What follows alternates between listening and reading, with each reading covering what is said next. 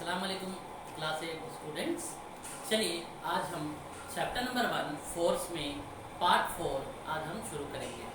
जैसे कि आपने अभी पिक्चर में ऑब्जर्व किया है कि एक स्टूडेंट फुटबॉल से प्ले कर रहा है। एक्चुअली पिक्चर में जब आप देखेंगे first one the ball is at rest, ball जो है रेस्ट पर है क्योंकि उसके ऊपर कुछ फोर्स अभी अप्लाई नहीं हुआ है, अभी कोई फोर्स अप्लाई नहीं हुआ है। फिर उसके बाद में जब हम उसको फोर्स अप्लाई करेंगे, जब वो बच्चा उसको फुटबॉल को फोर्स लगा करके उसको मार रहा है तो फुटबॉल क्या हुआ, फुटबॉल स्टार्ट हुआ मूव होना।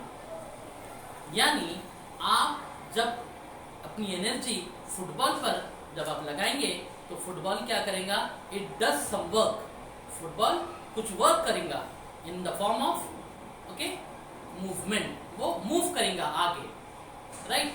सो this is the application of force. Okay, यहाँ पर गौर करने वाली बात यह है कि जिस डायरेक्शन में बॉल किक होगा उसी डायरेक्शन में बॉल का मूवमेंट होगा। ये बात यहाँ पर गौर करने वाली है कि the ball will move in the direction where the force is been applied, यानी जिस डायरेक्शन में फोर्स अप्लाई हुआ है उसी डायरेक्शन में बॉल मूव होगा। चलिए स्टूडेंट्स कुछ और एग्जांपल्स देखते हैं जहां पर आप फोर्स अप्लाई करते हैं। देखिए बच्चों, बचपन में जब कहीं पर आपको टायर मिल जाए, यानी किसी का टायर जैसे बाइक का टायर या स्कूटर का टायर, तो आप क्या करते हैं, एक स्टिक लेकर टायर को फोर्स लगा करके टायर को आप रोल कराते हैं रोड पर और उसके साथ साथ आप मूव करते हैं।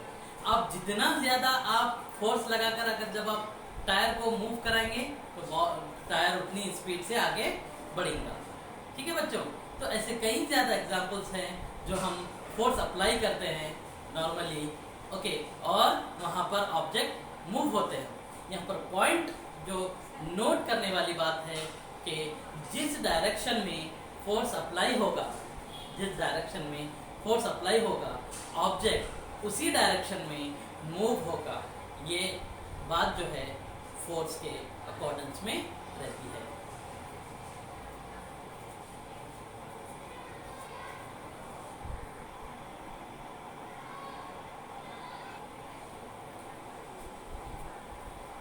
चलिए बच्चों, अभी इस एक्टिविटी 12 में फिगर नंबर 17 अभी आपने देखा है, ये एक कैरम बोर्ड है।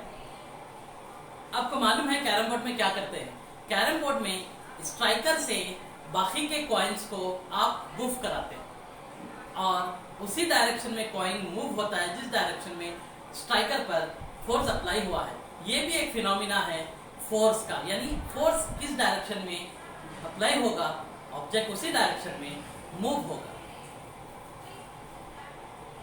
और ये मूवमेंट लीनियर मूवमेंट भी आप बोल सकते हैं। A force can change the state of motion of an object. Simply important बात क्या है कि फोर्स चेंज करता है मोशन ऑफ द ऑब्जेक्ट। चलिए बच्चों, अब हम एक्टिविटी 3 की तरफ बढ़ते हैं जो आप टेबल नंबर 3 में ऑब्जर्व करते हो।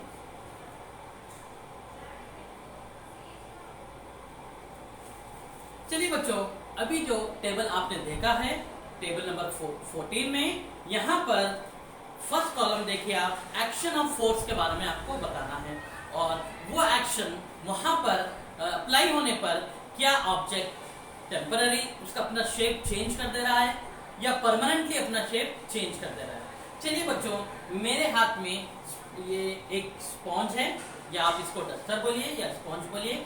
जब मैं इसके ऊपर फोर्स अप्लाई करूंगा तो आप देखिए इसका शेप बिल्कुल चेंज होगा। जब मैं अपना फोर्स यहाँ पर से हटा दूंगा, क्या ये डस्टर अपने पहले रूप में आ गया?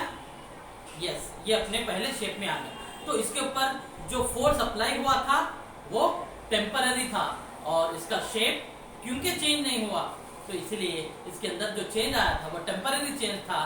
जब तक चेंज आया था इसमें, जब तक मैंने इस पर फोर्स लगाया, उसके बाद में ये अपने ओन शेप में, अपने ओन साइज में ये रिटर्न आ जाता है। तो ये जो चेंज है हम इसको टेम्पररी चेंज बोलेंगे फॉर टाइम बीइंग। चलिए बच्चों, एक रबर बैंड लीजिए, रबर बैंड को आप स्ट्रेच करिए थोड़ी देर के लिए, फिर छोड़ दीजिए, फिर रबर बैंड अपनी नॉर्मल पोजीशन में आ जाएगा। तो ये भी क्या होगा, टेम्पररी चेंज ना। अब आप पेपर को टियर करिए, पेपर को आप टियर कर दीजिए, उसके बाद में आप बताइए क्या पेपर फिर से जो है सेम अंदाज से पेपर आपको दिखेगा जोड़ने के बाद में? नहीं, उसके अंदर परमानेंट चेंज आ जाएगा। इसी तरीके से breaking of chalk piece and making chapati and breaking glass, ये थोड़े एग्जाम्पल्स है। आपको बॉक्स में फिलअप करना है कि ये टेम्पररी चेंज है या ये परमानेंट चेंज है।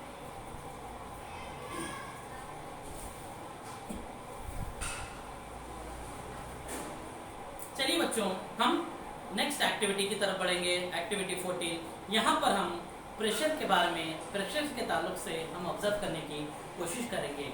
Look at page number 14।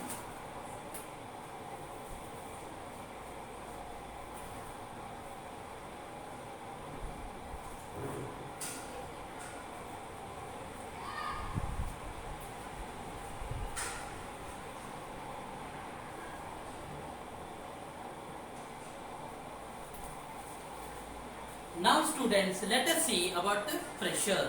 Now, change in the effect of force with the area of contact.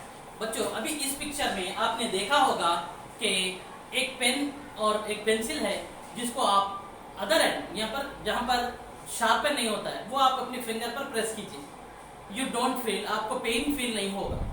आप पेंसिल को टर्न करिए और अब आप प्रेस कीजिए, अब आपको फील होगा पेन।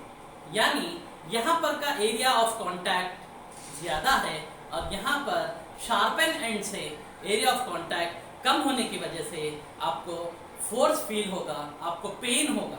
यानी when you feel the pain means more force is been applied. जब आपको पेन ज्यादा होगा तो फोर्स ज्यादा अप्लाई होगा। यहाँ पर कुछ ग्रेट एग्जांपल्स, गुड एग्जांपल्स दिया है प्रेशर के ताल्लुक से कि pressure and force are and area of contact किस तरह से एक दूसरे से जुड़े हुए हैं।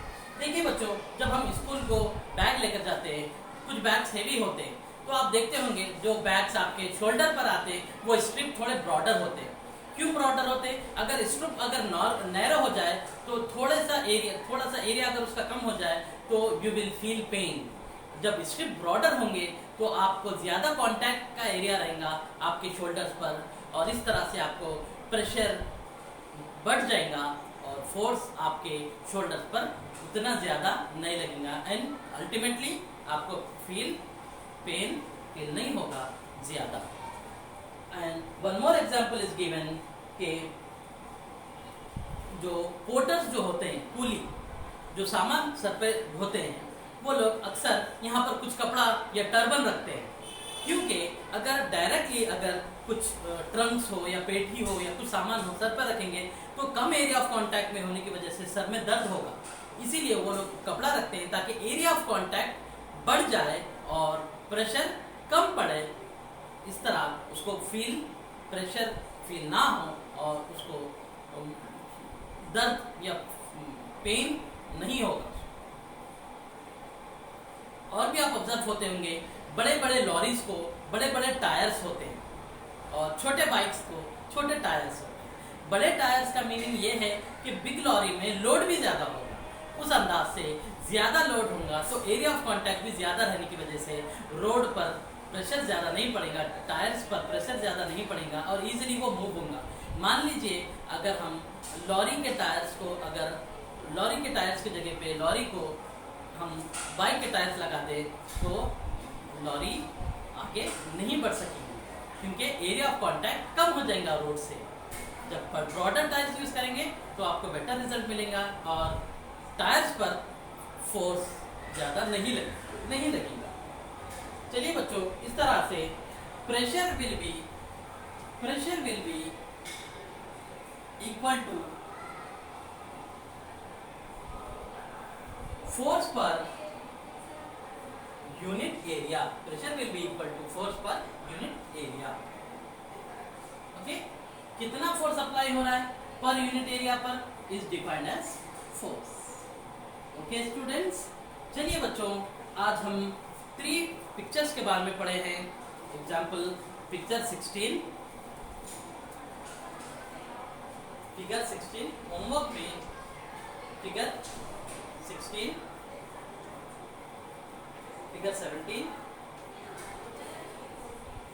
फिगर 18.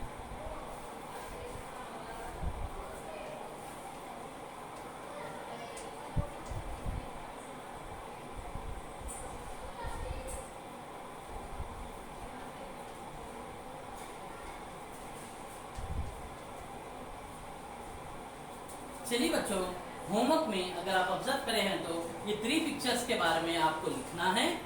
एटलीस्ट 4 लाइंस और 3 लाइंस आपको लिखना है ईच पिक्चर के बारे में, और ब्लैक एंड व्हाइट जेरॉक्स कराकर पिक्चर को पेस्ट करेंगे और इसके नीचे आप पिक्चर के बारे में आप एटलीस्ट 3 लाइंस खुद से जो अंडरस्टैंड किए हैं आप उसके बारे में आप लिखेंगे. This will be your homework. Thank you students, have a good day. अस्सलाम वालेकुम.